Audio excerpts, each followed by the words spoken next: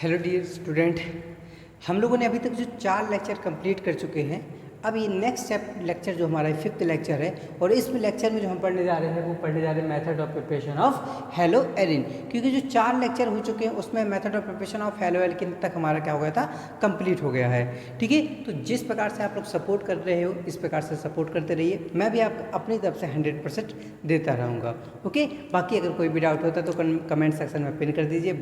जैसे आप लोग कमेंट करते हो, हर्षिल, निभा और भी काफ़ी सारे लोग हैं, ये खासकर जो लोग हर वीडियो पे कमेंट करते हैं ना, तो बहुत अच्छा लगता है आप लोगों के कमेंट से, कुछ पॉजिटिव मोटिवेशन भी हमको मिलता है। तो ऐसे ही प्यार करते रहिए और हम लोग क्या करते हैं उसी प्रकार से उसी एनर्जी के साथ में क्या करते रहेंगे, बढ़ते रहेंगे। ओके, तो हम लोग method of preparation of hello Erin को पढ़ना स्टार्ट कर रहे हैं। ठीक है, तो सबसे पहले हेलो एरिन बनाएंगे हम लोग बेंजीन के द्वारा।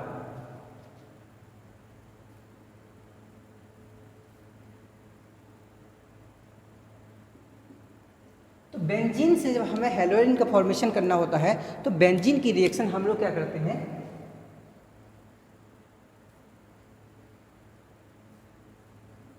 ये क्या हमारा बेंजीन है। बेंजीन की रिएक्शन अगर हम लोग क्लोरीन के साथ में करा दें in the presence of एफी powder एफी चूर्ण को आयोडीन के साथ में ले लेते हैं अगर, ठीक है, अगर क्या करते हैं बेंजीन की रिएक्शन क्लोरीन के साथ में एफी पाउडर आयोडीन के साथ में लेके जब जैसे इसको मिक्स कर मतलब रिएक्शन कराते हैं तो इस कंडीशन में क्या करता है, ये जो क्लोरीन एटम है ना, इस हाइड्रोजन को हटा करके खुद वहीं पे क्या करता है, जुड़ जाता है। ठीक है, तो देखो क्या प्रोडक्ट बना,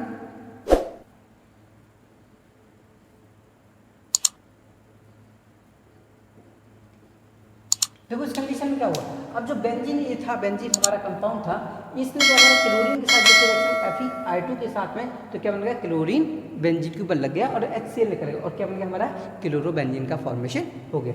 क्या लिखेंगे, benzene is react with chlorine in the presence of Fe powder या फिर iron powder with I2 to form chlorobenzene, या बेंजीन की प्रक्रिया क्लोरीन के साथ में एफी चूर्ण की उपस्थिति में आयोडीन के साथ कराने पर क्लोरोबेंजीन का निर्माण होता है। ठीक है, तो ये थी हमारी पहली रिएक्शन फ्रॉम बेंजीन के द्वारा। नेक्स्ट जो हमारी है फ्रॉम फिनॉल।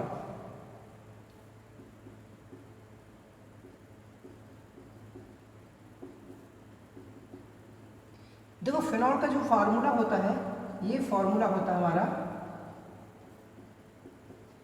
अगर बेंजीन के ऊपर OH लगा देते हैं ना तो इसी को क्या कहते हैं हम लोग, फिनॉल कहते हैं। और हम लोग अभी 4th लेक्चर में एक चीज़ बात पढ़े थे, 4th लेक्चर में क्या पढ़े थे, 4th लेक्चर में कि कहीं पर अगर OH है, कहीं पर अगर OH है तो उसमें से अगर हम लोग OH हटाना होता है और हेलोजन को जोड़ना होता है तो कभी भी चाहे PCl5, PCl3, SOCl2 और रेड फास्फोरस I2 के साथ अगर करा देते हैं तो ये क्या करते हैं, OH को चुरा ले जाते थे। यही पढ़े थे ना अभी हम लोग 4th लेक्चर में, क्योंकि ये जो चारों कंपाउंड होते हैं ये OH के जोड़ होते हैं, यही मैंने बताया था, है ना।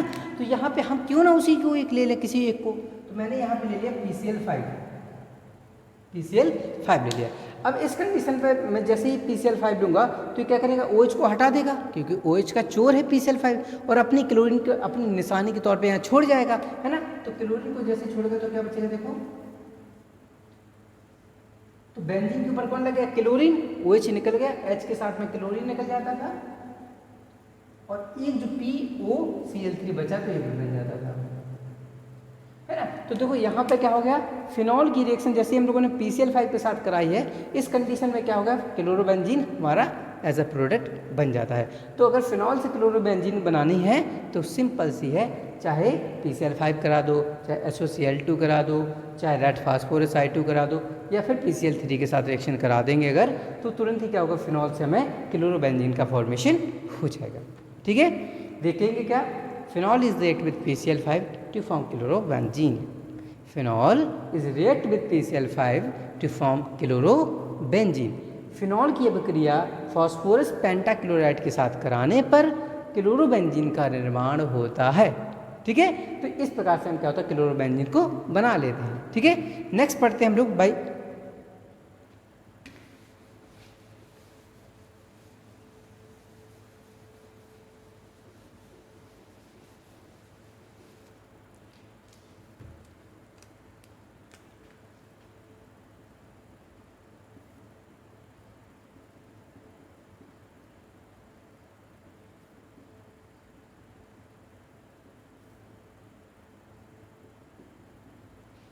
तो नेक्स्ट अभी हमारी अभिक्रिया है वाई इलेक्ट्रोफिलिक सब्स्टिट्यूशन रिएक्शन, इलेक्ट्रॉन प्रतिस्थापन अभिक्रिया, इलेक्ट्रॉन स्नेही प्रतिस्थापन अभिक्रिया से बनाना है। इलेक्ट्रॉन स्नेही प्रतिस्थापन अभिक्रिया के द्वारा हमें हेलोएरिन का फॉर्मेशन करना है। इस कंडीशन में क्या करते हैं हम लोग,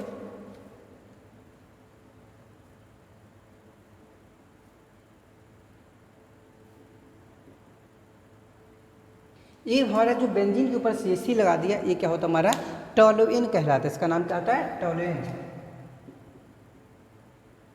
ठीक है, टॉलुइन की रिएक्शन अगर हम लोग क्या करा दें, Fe मतलब क्लोरीन के साथ करा दें in the presence of Fe dark.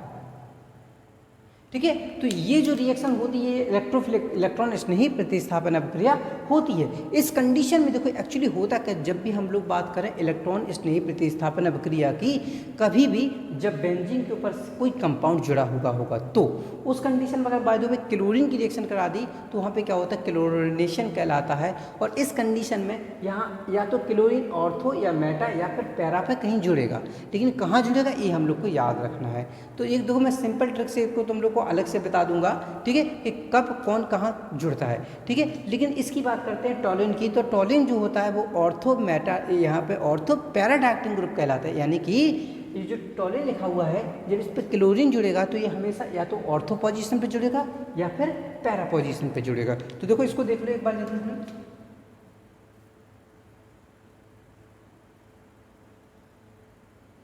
अगर बेंजीन के ऊपर कोई एक्स कंपाउंड कोई भी जुड़ा हुआ है तो ये जो अगल बगल वाली जो ये पोजीशन होती है, इस पोजीशन का नाम होता है ऑर्थो पोजीशन कहते हैं इसको। ठीक है, ये वाली जो होती है पोजीशन इसको कहते हैं मेटा। तो ये पैर है ना, देखो सर पैर पैर है ना, ये कहलाएगा हमारा पैरा। देखो क्योंकि देखो ये मेरा सर है तो नीचे सबसे नीचे पैर होंगे ना मेरे, तो ऊपर वाला सर को हम लोग मेन फंक्शन को, क्योंकि यहीं से तो पूरे अपने शरीर का काम तो यही होता है, क्योंकि शरीर अगर माइंड ना हो तो कुछ है ही नहीं। तो ये हमारा मेन फंक्शनल ग्रुप हो गया एक प्रकार से। तो हमारे हाथ जो होते हैं ना, ये दोनों हाथ जो मेरे हैं, ये क्या है हमारे ऑर्थो पोजीशन कहलाते। जो मेरा ये पेट है ना, ये मेटा पोजीशन कहलाता बीच वाला पार्ट, और जो नीचे पैर है मेरे, ये क्या कहलाता हमारे पैरा पोजीशन कहलाते हैं। तो इस प्रकार से हम इसको अपने शरीर के अनुसार इसको याद रख सकते हैं।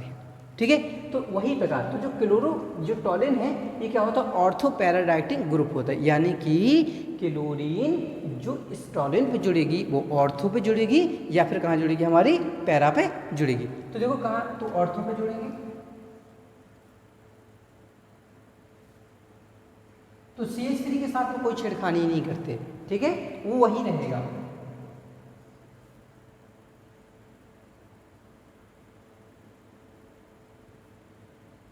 अब देखो ये ऑर्थो पोजीशन है, तो एक बार क्लोरीन ऑर्थो पे लग जाता है और एक बार क्लोरीन के लग जाता है पैरा पोजीशन पे लग जाता है। एक बार कहाँ लग गया हमारा ऑर्थो पे, एक बार कहाँ लग जाता है हमारा पैरा पोजीशन पे लग जाता है। लेकिन हमेशा याद रखना, जब भी कभी कोई कंपाउंड बने, दो कंपाउंड बनते हैं, तो उसमें एक तो होता अधिक वाला और एक क्या होता कम वाला। यानी एक मेजर प्रोडक्ट होता है और एक क्या होता है कम प्रोडक्ट बनता है। अब ये पूरी ऑर्गेनिक केमिस्ट्री के लिए मैं बता रहा हूँ कि जब भी कभी ऑर्थो पैराडाइटिंग ग्रुप बन रहा हो, ऑर्थो पैरा, तो जो इसमें पैराडाइटिंग वाला कंपाउंड होता है ये हमेशा मेजर प्रोडक्ट होता है, यानी कि ये हमेशा अधिक में बनता है। ठीक है, तो जो पैरा वाला कंपाउंड होता है ये हमेशा क्या है, अधिक में बनता है। इस चीज़ को याद रखना है। ठीक है, तो इसका नाम क्या हो जाएगा, देखो ये ऑर्थो पे जुड़ा हुआ है, कौन जुड़ा है, क्लोरीन, तो इसका नाम हो जाएगा ऑर्थो क्लोरो टॉलुइन। ठीक है,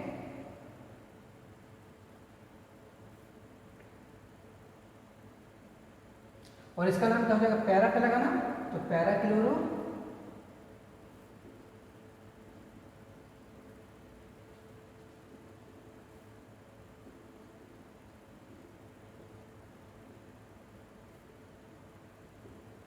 ये क्या होता है, माइनर प्रोडक्ट बनता है, ये क्या बनता है हमारा मेजर प्रोडक्ट बनता है इसमें। ओके, तो इस चीज़ को याद रखना। क्या कहेंगे इसमें लिखेंगे, जब इलेक्ट्रोफिलिक सब्स्टिट्यूशन रिएक्शन की अगर बात करेगा तो कहेंगे toluene is react with chlorine in the presence of Fe dark to form ortho para chlorotoluene का। ठीक है, यानी कि टॉलिन की प्रक्रिया क्लोरीन के साथ Fe अंधेरे में होती है तो वह ऑर्थो पैरा क्लोरो टॉलिन का निर्माण करते हैं। ठीक है, ये थी हमारी इलेक्ट्रोफिलिक सब्स्टिट्यूशन रिएक्शन के द्वारा। ठीक है, नेक्स्ट हमारी सैंडमाइड रिएक्शन है। नेक्स्ट कौन सी हमारी सैंडमाइड रिएक्शन है। तो नेक्स्ट रिएक्शन जो हम लोग पढ़ने जा रहे हैं वो हमारी कौन सी है, सैंड मायर रिएक्शन होती है, ठीक है। तो फ्रॉम सैंड मायर रिएक्शन,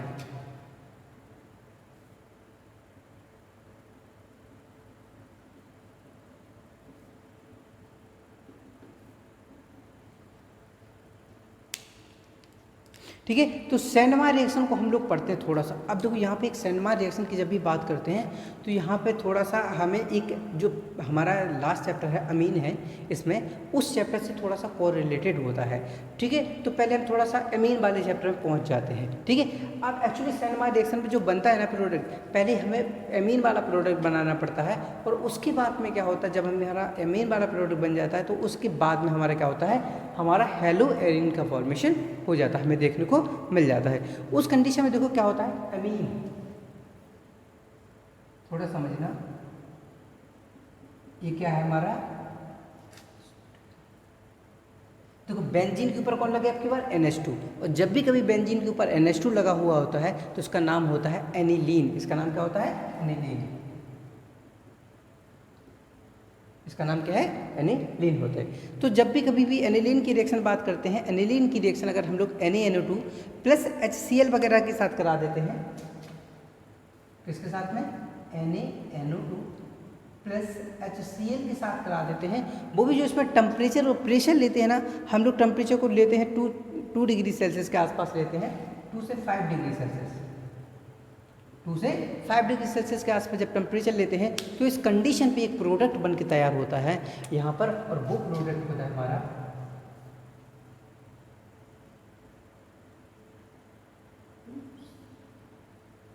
तो यहाँ पे जो प्रोडक्ट बन गया ना, ये बेंजीन के ऊपर कौन लग गया, N2Cl, और इसका नाम होता है बेंजीन डाईएजोनियम क्लोराइड। इसका नाम क्या है, बेंजीन डाईएजोनियम क्लोराइड कहते हैं। इस रिएक्शन को जो ये बना हुआ है, इस रिएक्शन को जो अभी मैंने बनाया है, इसको कहते हैं डाईएजोनेशन रिएक्शन के नाम से भी जानते हैं, जो कि हम लोग इस अभिक्रिया को पढ़ेंगे अमीन वाले चैप्टर में, ठीक है। तो जो डाईएजोनीकरण कहलाती है, ये जो रिएक्शन लिखी हमारी कौन सी है, डाईएजोनीकरण अभिक्रिया है, और इस अभिक्रिया को लोग अमीन वाले चैप्टर में पढ़ते हैं, ठीक है। इतना बात याद रखना। लेकिन अब देखो, अब मेन जो बन गया हमारा ये BDC, इसको क्या कहते हैं शॉर्टकट में, BDC, यानी कि बेंजीन डाईएजोनियम क्लोराइड।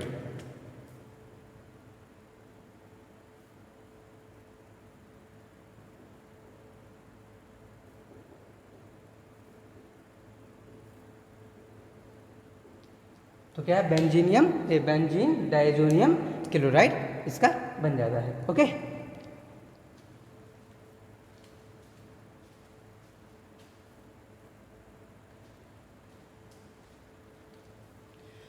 तो बेंजीन अगर बात करते हैं हम लोग बेंजीन डाईएजोनियम क्लोराइड की रिएक्शन करा दें,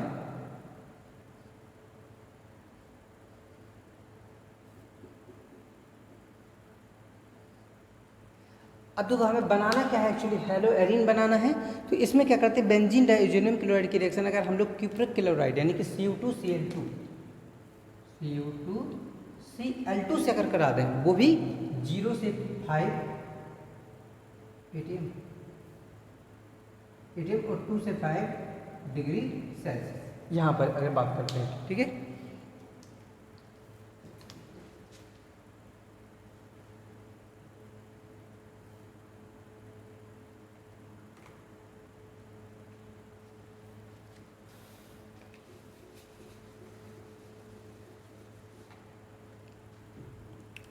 ठीक है, तो बेंजीन डाईएजोनियम क्लोराइड जो बन गया, अगर बेंजीन डाईएजोनियम, अब देखो हमें बनाना क्या है, हेलोएरिन बनानी है ना, तो हेलोएरिन को हम बनाते हैं बेंजीन डाईएजोनियम क्लोराइड के द्वारा, ठीक है। तो देखो जरा इसमें, ये क्या हमारा BDC यानी बेंजीन डाईएजोनियम क्लोराइड है, तो मैं इसको लिख लेता हूँ। अगर इसकी रिएक्शन आपकी जो हमारी इसकी रिएक्शन, अगर हम इसकी रिएक्शन करा दें Cu2Cl2 के साथ में करा दें, वो भी टेम्परेचर लेते हैं 0 से 5 डिग्री सेल्सियस का टेम्परेचर ले, 2 से 5 या फिर 0 से 5 कह देते हैं, तो यहाँ पे 0 ही लिख देता हूँ मैं, 0 से 5 ही बेटर रहता है, ठीक है। तो 0 से 5 डिग्री सेल्सियस टेम्परेचर ले लेता हूँ। तो इस कंडीशन पे देखो एक्चुअली यहाँ पे क्या होता है, देखो एक चीज़ याद रखना,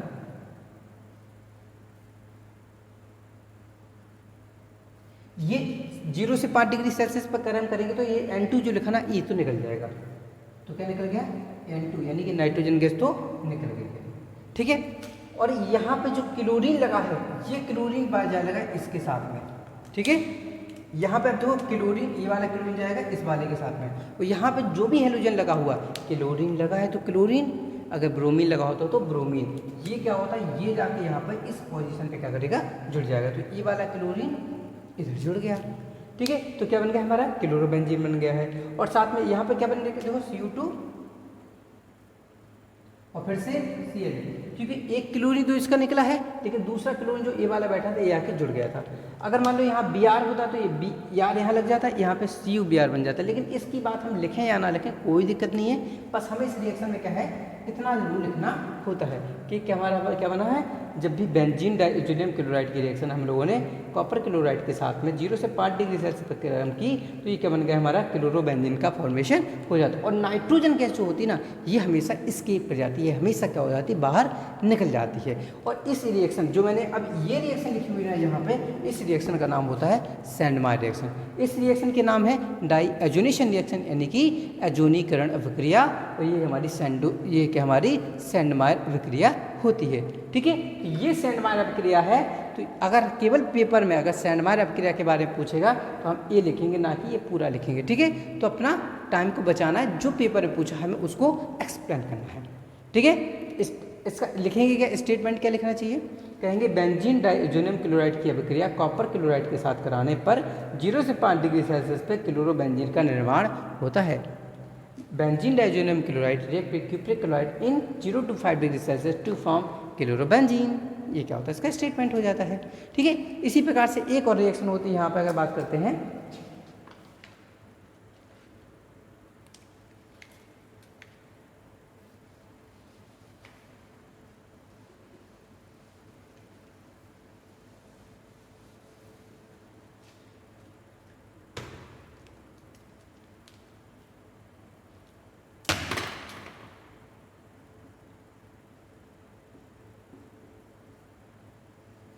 ये क्या है हमारा बेंजीन डाइज़ोनियम क्लोराइड है ना। अब की बार रिएक्शन किससे करा है, Ki के साथ में। टेम्परेचर कितना लिया है, 0 to 5 डिग्री सेल्सियस। तो यहाँ पे क्या प्रोडक्ट बनेगा, देखो जरा, पहली बात तो ये क्या होगा, देखो ये मतलब क्या होगा, यहाँ से नाइट्रोजन गैस निकल जाएगी ना, ठीक है। और ये वाला जो आयोडीन होगा, ये आयोडीन यहाँ पे बनेगा, ये क्लोरीन इसके साथ में निकलेगा। यही बोला था इस वाले कंडीशन में कि ये वाला क्या होता है, इधर जाएगा और ये वाला क्या इधर आएगा। तो ये आयोडीन इस पर गया तो आयोडोबेंजीन बन गया, और इस Cl के किसके साथ में, कि किसके साथ में निकलेगा, इसका नाम क्या हो जाएगा, तो आयोडोबेंजीन का फॉर्मेशन इस वाले में हो जाता है, ठीक है। तो ये जो थी हमारी इतनी जो मेथड ऑफ प्रिपरेशन पढ़ी हुए हैं, ये थी method of preparation of hello Erin के बारे में। तो इतने टाइप्स के द्वारा हम लोगों ने क्या हुआ, method of preparation of hello Erin को बनाया हुआ है, ठीक है। तो आई थिंक ये चीज़ समझ में आई होगी, और अगर समझ में आया तो चैनल को सब्सक्राइब जरूर कर दिया करें और वीडियो को लाइक ज़रूर किया करें, ठीक है। तो और जो पढ़ने वाले तुम्हारे दोस्त हैं ना, उनको जरूर शेयर करेंगे, उनको भी क्या होगा, सरल भाषा में केमिस्ट्री सीखने का एक मौका मिलेगा, ठीक है ना। ओके, अब हम लोग जो पढ़ने जा रहे हैं, देखो तो अब पढ़ते हैं मेथड ऑफ प्रिपरेशन, तो कंप्लीट होगा हमारा केमिस्ट्री का इस चैप्टर का। तो हम लोग अब पढ़ना स्टार्ट कर रहे हैं इसकी फिजिकल प्रॉपर्टीज़ के बारे में डिस्कस करते हैं, ओके। तो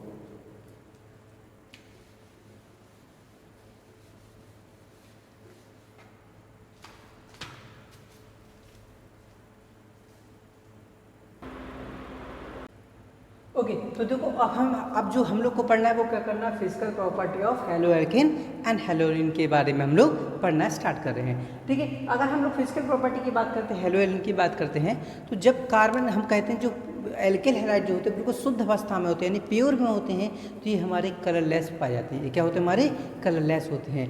लेकिन जब आयोडीन की बात करते हैं या फिर ब्रोमीन की बात करते हैं, तो ये आयोडीन और ब्रोमीन क्या होते हैं, कलर को डेवलप करते हैं। जैसे कि एग्जाम्पल मैं समझाऊँ, मैं समझ रहा हूँ, एक मेरे पास बॉक्स है, ठीक है, मैंने इसमें क्या कर दिया, आयोडीन भर के रख दिया है। मैंने क्या करा, एक टॉर्च ली, टॉर्च से क्या करा, मोबाइल या फिर किसी की टॉर्च ली, और टॉर्च से क्या करा, जो बॉक्स मैंने आयोडीन का भरा था उस पर क्या डाली, लाइट डाल रहा हूँ, ठीक है, लाइट डाल। लेकिन फिर मैंने क्या करा, लाइट डालने के बाद क्या करा, पूरे रूम की लाइट को ऑफ कर दिया, और ये टॉर्च भी क्या करती, मैंने ऑफ कर दी। जैसे मैं टॉर्च ऑफ करूंगा तो क्या होगा, ये जो आयोडीन रखा था ना बॉक्स में, इस साइन करना स्टार्ट कर देगा। जिस प्रकार से रेडियम की बात करते हैं, रेडियम साइन करता ना, रेडियम के ऊपर जब लाइट डालते हैं तो क्या होता है, साइन करता है। तो उसी प्रकार से क्या करने लगता है, लाइट को मतलब लाइट को करता है, डेवलप करता है, लाइट को फैलाता है। तो ये आयोडीन में क्या होता है, एक स्पेशल गुण पाया जाता होता है। ठीक है, तो क्या लिखिए, पहला पॉइंट क्या हो जाएगा कि जो हमारे pure compound of alkyl halide are colourless, शुद्ध एल्किल हैलाइड कलरलेस की अवस्था में पाए जाते हैं, जबकि ब्रोमीन तथा आयोडीन कलर को उत्पन्न करती हैं। ठीक है, दूसरी पॉइंट की बात करते हैं। दूसरा पॉइंट में अगर बात करते हैं, जैसे एक या दो कार्बन का कोई भी कंपाउंड है, जैसे कि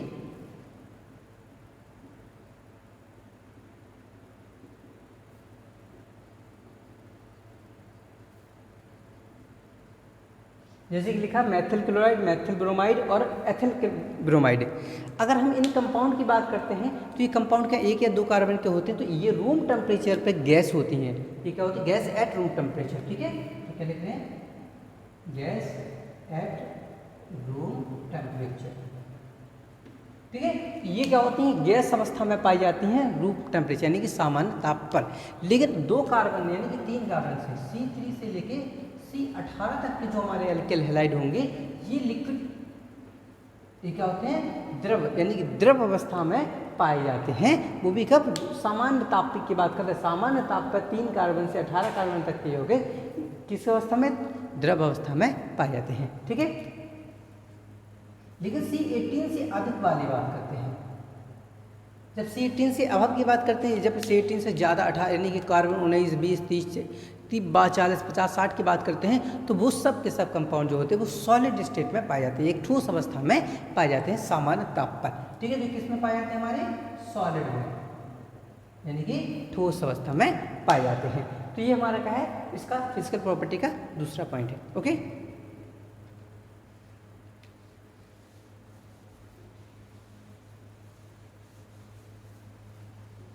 देखो जब भी पेपर में बात करते हैं ना कि इसकी, तो हमेशा क्या होता है, कहता है फिजिकल प्रॉपर्टी या दो केमिकल प्रॉपर्टी को लिखना होता है। तो कोई भी दो फिजिकल और दो कोई केमिकल प्रॉपर्टी तुम लिख सकते हो, उसको कोई दिक्कत वाली बात नहीं है। थर्ड पॉइंट की हम बात करते हैं इससे,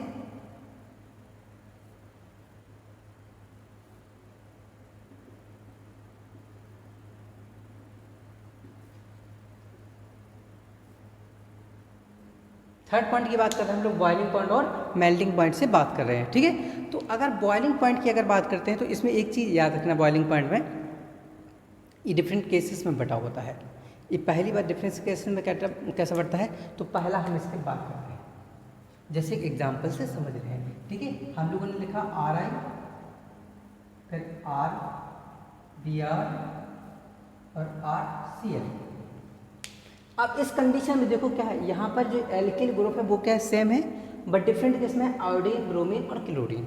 ठीक है, तो कब जब भी इस टाइप का कोई कंपाउंड है, हम कहें इनमें से बॉइलिंग पॉइंट किसका ज़्यादा है, तो हमें बस इतना देखना है कि हैलोजन जिस, मतलब इसमें क्या है, देखो R तो सेम है तो हैलोजन डिफर है, और जब हैलोजन डिफर है तो कहेंगे जिसमें हैलोजन का मोलर मास ज़्यादा, उसका बॉइलिंग पॉइंट भी ज़्यादा, उसका मेल्टिंग पॉइंट भी ज़्यादा। तो इन देखो क्लोरीन, ब्रोमीन, आयोडीन की अगर बात करते हैं तो आयोडीन का मॉलिक्यूलर मास ज़्यादा होता है, क्योंकि पीरियोडिक टेबल की जब बात करते हैं तो पीरियोडिक टेबल में क्या आता है, पहले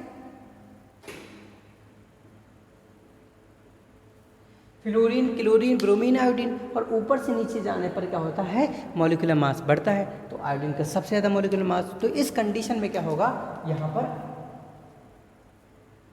एल्किल आयोडाइड का मॉलिक्यूलर बॉइलिंग पॉइंट और मेल्टिंग पॉइंट क्या होगा, ज़्यादा होगा। ओके, दूसरी कंडीशन की बात करते हैं।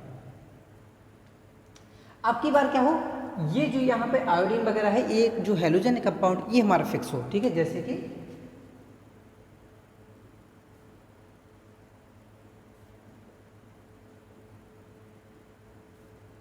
देखो यहाँ पे क्या है, हैलोजन तो दोनों में सेम लगा है, लेकिन अब की बार डिफरेंट कौन है, यहाँ पे मेथिल लगा है, यहाँ पे एथिल लगा है। तो हम कहेंगे कि जिस कंपाउंड का मॉलिक्यूलर मास ज़्यादा या जिस कंपाउंड का एल्किल ग्रुप का मॉलिक्यूलर मास ज़्यादा, उसका बॉइलिंग पॉइंट भी ज़्यादा। ठीक है, तो यहाँ पे एक कार्बन है, यहाँ पे दो कार्बन है, तो ऑब्वियसली दो कार्बन का मॉलिक्यूलर मास क्या होगा, ज़्यादा हो जाएगा। तो इसका मॉलिक्यूलर मास ज़्यादा, तो इस कंडीशन में क्या हो जाएगा, ये हमारा इसका बॉइलिंग पॉइंट ज़्यादा हो जाएगा। ठीक है, ये दूसरी कंडीशन होती है। थर्ड कंडीशन की बात करते हैं। अगर थर्ड कंडीशन में कहता है अगर नंबर ऑफ ब्रांच बढ़ती जाए, नंबर ऑफ ब्रांच बढ़ती जाए, साइड चेन की संख्या बढ़ती जाए, तो उस कंडीशन में उसका बॉइलिंग पॉइंट का मान क्या होता है, घटता जाता है। ठीक है, अगर पार्श्व संकर यानी कि साइड चेन की वैल्यू बढ़ती जाएगी तो क्या हो जाएगा, उसकी बॉइलिंग पॉइंट घटता जाएगा। लेकिन ये कंडीशन जब कार्बन की संख्या सब में क्या हो, समान हो, तभी के लिए बात करते हैं। ओके, जैसे मैं एक एग्जांपल लेता हूँ C5 से। ठीक है, ठीक है, जैसे कि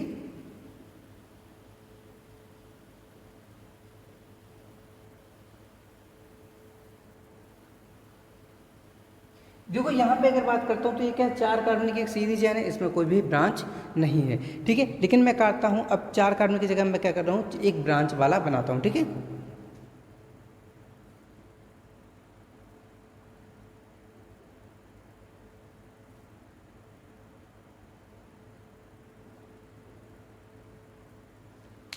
अब इसमें देखो, इसमें क्या हो गई, एक ब्रांच हो गई। ठीक, एक और मैं बनाता हूँ यहाँ पे।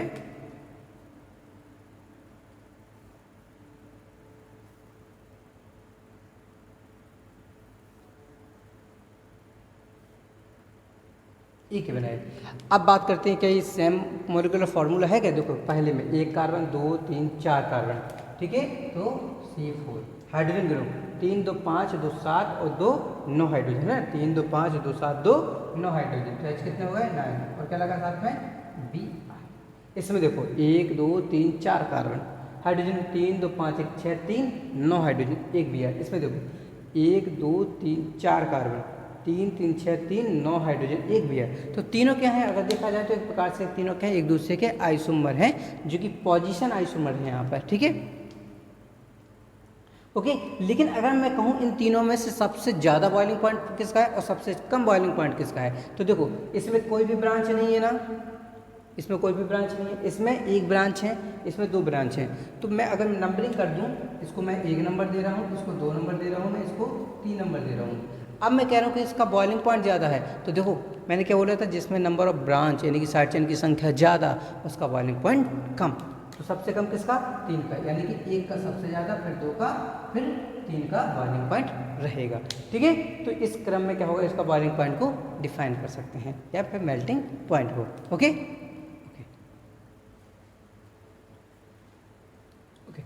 देखो फिजिकल प्रॉपर्टी में जो हेलोरिन का बॉइलिंग पॉइंट की अगर बात कर लेते हैं, तो देखो बॉइलिंग पॉइंट है मेल्टिंग पॉइंट की। तो देखो क्लोरोबेंजीन की अगर डाइक्लोरोबेंजीन की बात करते हैं तो ऑर्थो डाइक्लोरोबेंजीन, मेटा डाइक्लोरोबेंजीन और पैरा डाइक्लोरोबेंजीन है। ठीक है,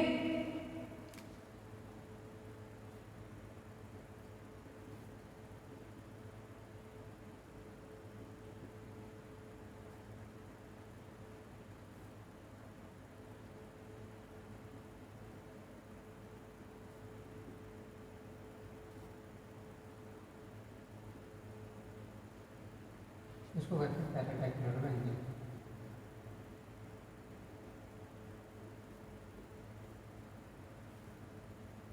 ठीक है, तो देखो ऑर्थो डाइक्लोरोबेंजीन और पैरा डाइक्लोरोबेंजीन, तो ये क्या होता है, क्लोरोबेंजीन एक्चुअली ऑर्थो पैराडाइक्टिन ग्रुप बनाता है। और जब ये ऑर्थो पैराडाइक्टिन ग्रुप बनाता है, इस कंडीशन की वजह से ऑर्थो क्लोरोबेंजीन का बॉइलिंग पॉइंट जो होगा ये मेटा वाले से क्या होगा, ज़्यादा होगा। तो देखो सबसे ज़्यादा बॉइलिंग पॉइंट की बात करते हैं तो ऑर्थो पे ज़्यादा होता है, फिर फिर पैरा, फिर कहाँ, मेटा। लेकिन in term of melting point की जब बात करते हैं हम लोग, तो उस कंडीशन में क्या हो जाता है, क्लोरोबेंजीन क्या हो जाता है, डाई क्लोरोबेंजीन जो पैरा वाला होता है ना, अभी देखो मैंने एक प्रोडक्ट बनाया था इधर वाला ऐसा,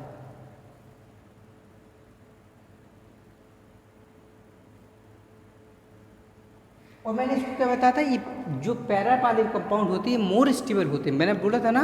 तो पैरा वाला मोस्ट स्टेबल होने की वजह से इसका जो मेल्टिंग पॉइंट होता है ना, ये ऑर्थो पैरा से दोनों से ज़्यादा हो जाता है। तो इसका मेल्टिंग पॉइंट सबसे ज़्यादा, और फिर मेल्टिंग पॉइंट किसका आएगा, इसका आएगा, क्योंकि ortho para is more stable as compare to meta. तो मेटा वाले का बॉइलिंग पॉइंट भी कम और मेल्टिंग पॉइंट भी, दोनों ही चीज़ें क्या होती हैं, कम होती हैं। ठीक है, तो ये क्या हो जाएगा, हमारा नेक्स्ट पॉइंट हो जाएगा जो 4th पॉइंट।